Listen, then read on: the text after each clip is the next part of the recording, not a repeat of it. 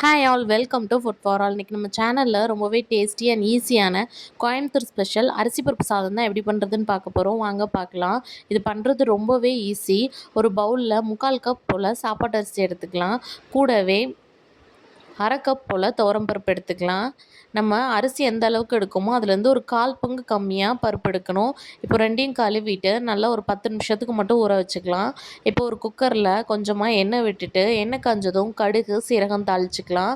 நீங்கள் தாளிப்பு லாஸ்ட்டாக பண்ணுறத விட ஃபஸ்ட்டாக பண்ணும்போது அந்த சாப்பாடு கூட வேகும்போது செம்ம டேஸ்ட்டாக இருக்கும்.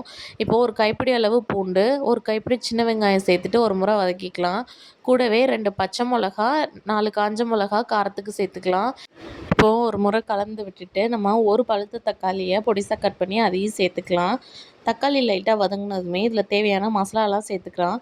1/4 ஸ்பூன் மஞ்சத்தூள், 1 ஸ்பூன் போல் பெருங்காயத்தூள், ஒரு ஸ்பூன் போல் சாம்பார் மசாலா இல்லாட்டி குழம்பு மிளகாத்தூள், ரெண்டில் ஏதாச்சும் ஒன்று சேர்த்துக்கோங்க. இப்போ எல்லாத்தையும் ஒரு முறை மிக்ஸ் பண்ணிவிட்டு நம்ம ஆல்ரெடி ஊற வச்சுருக்க அரிசியை நல்லா கழுவிட்டு இது கூட சேர்த்துக்கலாம்.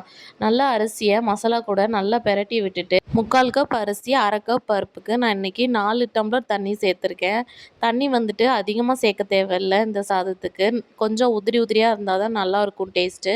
நல்லா ஒரு முறை கலந்துட்டு நம்ம தண்ணி சேர்த்துடலாம். இப்போ 4 கப் தண்ணி சேர்த்துக்கோங்க.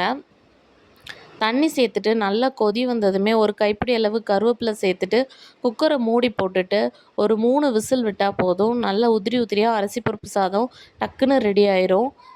ரொம்பவே டேஸ்ட்டாக இருக்கும். வீட்டில் எந்த காய்கறி இல்லைனாலும் இதை டக்குன்னு பண்ணிடலாம். இது சைட் டிஷ்ஷாக பொட்டேட்டோ ஃப்ரை இல்லை அப்பளம் வச்சு சாப்பிட்டா கூட செம்ம டேஸ்ட்டாக இருக்கும்.